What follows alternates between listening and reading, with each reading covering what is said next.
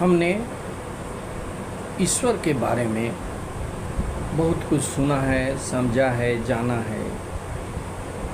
हमने यह भी जाना है कि ईश्वर सत्य है, सत्य ही ईश्वर है।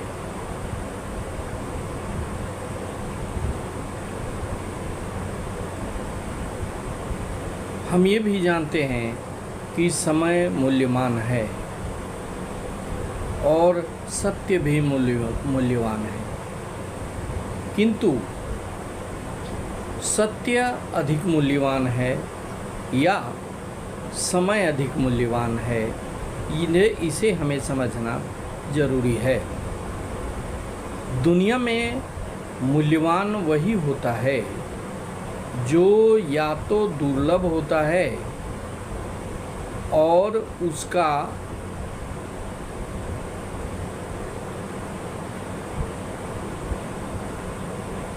प्राप्ति में, उसको प्राप्त करने में कठिनाइयाँ आती हैं। उससे अधिक मूल्यवान वह होता है जिसका ना तो उत्पादन किया जा सकता है और ना ही उसे नियंत्रित किया जा सकता है। समय मूल्यवान है क्योंकि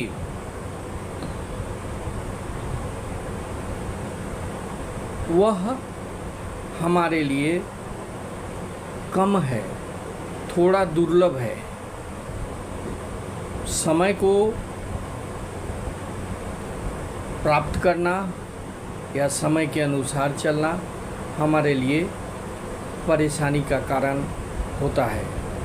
हम समय के अनुसार अपने आप को ढाल नहीं पाते और समय बीत जाने के पश्चात हम समय को दोष देते हैं, अपने आप को कोसते हैं कि हमारा समय तो बीत गया। समय अगर बीत जाता है तो फिर पछताने से कुछ नहीं होता।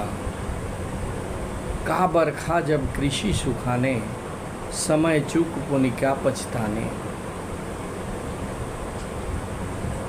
जब वर्षा हो रही है तब आपने खेत में बुआई नहीं की। अब जब वर्षा समाप्त हो गई तो आप कैसे अपेक्षा करेंगे कि आपका फसल होगा। आपने समय से फसल का बुआई नहीं किया, समय बीत गया, अब पछताते हैं तो इससे कुछ होने वाला नहीं है। समय से अधिक मूल्यवान सत्य पर चलना होता है। सत्य पर चलने वालों को अत्यधिक मूल्य चुकाना पड़ता है। भगवान श्री राम की कहानी हमें याद होनी चाहिए, जो रावण के खिलाफ युद्ध में विजय प्राप्त किए। उनका विजय को सत्य का विजय कहा जाता है। उन्होंने सत्य से संपूर्ण कार्य को किया। रावण के अत्याचार को मिटाने के लिए उन्होंने अपने रास्ता, सत्य के रास्ते को नहीं बदला। सत्य पर चलते हुए उन्होंने रावण पर, जो कि पूरे विश्व में सबसे शक्तिशाली था, उसको पराजित कर दिया। उसी प्रकार पांडव, जो कौरव की विशाल सेना थी, वे सत्य पर चलते थे। पांडव सत्य पर चलते थे, जिसके कारण उन्हें बहुत सारी परेशानियों का सामना करना पड़ा। उसे जंगलों में भटकना पड़ा, मृत्यु के मुंह से निकलना पड़ा, लेकिन अंतोगत्वा उनकी विजय हुई। उसी प्रकार से आधुनिक युग में हम देखते हैं महात्मा गांधी, जो कि एक साधारण व्यक्ति थे।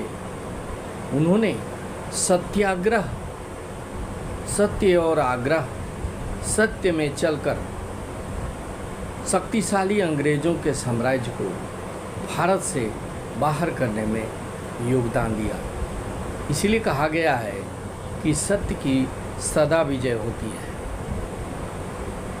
एक मूल्य पर कई मूल्य, एक मूल्य पर कई मूल्य जुड़े हुए होते हैं, जैसे कि विश्वास, ईमानदारी, संवेदनशीलता, दया, अपनत्व आदि, जो मानवता और मानव के अस्तित्व पर आधारित होता है। सिर्फ सत्य बोल देने से ही सत्य नहीं होती। सत्य पर चलने के लिए इन सारी चीज़ों को ध्यान में देना भी ज़रूरी है। आप पर लोग विश्वास करें, आप में ईमानदारी हो, संवेदनशीलता हो, दया हो, औरों से अपनत्व हो, तब आपका सत्य सत्य होता है। तीन चीज़ें कभी नहीं छुपाए जा सकते: सत्य, ईश्वर और ज्ञान। ये तीन चीज़, सत्य चीज़ है, वह एक दिन उजागर होगा ही। ईश्वर है, उसको झुठलाया नहीं जा सकता। हम क्यों अपने सांसारिक सुख भोग से इतने अंधे हो जाते हैं कि हमको ईश्वर पर विश्वास नहीं होता। लेकिन जब हम पर विपत्तियां आती हैं तो अनायास हमें ईश्वर की याद आती है। ईश्वर को अगर हम याद करेंगे तो ईश्वर हमारा मदद निश्चित रूप से करेंगे। लेकिन हम अपने घमंड में भूल जाते हैं कि ईश्वर का भी अस्तित्व है। हम अपने घमंड के कारण उसके अस्तित्व पर ही सवाल उठा देते हैं, जबकि यह कभी नहीं छूटता। एक न एक दिन आपको, हमको, सबको ईश्वर पर विश्वास करना ही पड़ता है। और ज्ञान भी कभी छुपाए नहीं छुपती। ज्ञान ऐसा चीज़ है जो ज़रूरत के समय आपको मदद अवश्य करेगा, चाहे आप किसी भी अवस्था में क्यों न हो, किसी भी मुश्किल में क्यों न हो। अगर ज्ञान आपके पास है तो उस ज्ञान की मदद से मृत्यु के मुख से भी आप बाहर आ सकते हैं। सत्य ही ईश्वर है और ईश्वर ही सत्य है। इस बात को हमें अवश्य जाननी चाहिए, हमें विश्वास करना चाहिए, क्योंकि जो भी मनुष्य ईश्वर के समीप गया, ईश्वर का अनुभूति किया, वह बिना सत्य के नहीं गया, क्योंकि ईश्वर सत्य को प्यार करते हैं और असत्य को तिरस्कार। ईश्वर के समीप वही जा सकता है जो सत्य पर चलता हो। सत्य पर चलने में बहुत सारी कठिनाइयाँ होती हैं। राजा सत्यवान के बारे में हमने सुना है, हमने पढ़ा है, हमने जाना है कि सत्य पे चलने के कारण उन्हें अपने राज्यपाट को छोड़ना पड़ा, अपने बाल बच्चों से हाथ धोना पड़ा, लेकिन वे सत्य से टस से मस नहीं हुए और अंतोगत्वा उन्हें स्वर्ग की प्राप्ति हुई। सांच बराबर तप नहीं, झूठ बराबर आप, जाके हृदय सांच है, ताके हृदय आप। सत्य के समान, सत्य के समान तपस्या नहीं है। सबसे बड़ा तपस्या सत्य है और झूठ के बराबर कोई पाप और नहीं है। जिसके हृदय में सत्य का वास होता है, उसमें परमात्मा का वास होता है। काल करे सो आज कर, आज करे सो अब, पल में प्रलय होएगा, बहुरी करेगा कब। हम सोचते रहते हैं कि आज पूजा करेंगे, आज प्रार्थना करेंगे, आज ध्यान करेंगे, कल करेंगे, इस प्रकार से हम टालते जाते हैं। जब हमारी जवानी ख़त्म हो जाती है और बुढ़ापा आ जाती है, जब हमारा शरीर साथ नहीं देता, हमारा शारीरिक मानसिक सभी तरह का दुर्बलता आ चुका होता है, तब हम ईश्वर को खोजते हैं। लेकिन जब खोजने का समय भगवान ने आपको दिया तो उसको आपने सदुपयोग नहीं किया। अब पछता रहे हैं कि भगवान, मैंने आपका जब समय था तो आपको नहीं पुकारा, और पछताते हुए कोसते हुए अपने आप को इस संसार से चले जाते हैं।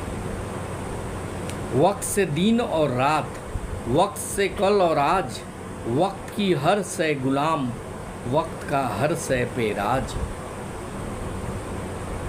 वक्त के कारण ही दिन और रात होती है, आज और कल होता है। वक्त का सभी कोई गुलाम है और सारा दुनिया पर वक्त का ही राज है। वक्त बहुत महत्वपूर्ण होता है, इसलिए वक्त को कभी नहीं गंवाना चाहिए। लहू में हरकतें, मुंह में जुबान डालेंगे, जो सच्चे लोग हैं वह मुर्दा में भी जान डाल देंगे। ये सत्य का ताकत है भाइयों, इसलिए सत्यवादी बने, ईश्वर के समीप या अपने हर कार्य में सत्य को प्राथमिकता दें, क्योंकि अंत में सत्य का विजय निश्चित होता है। अगर यह वीडियो अच्छा लगा तो इसे सब्सक्राइब करेंगे, शेयर करेंगे और लाइक करेंगे। Thank you very much. जय हिंद, वंदे मातरम।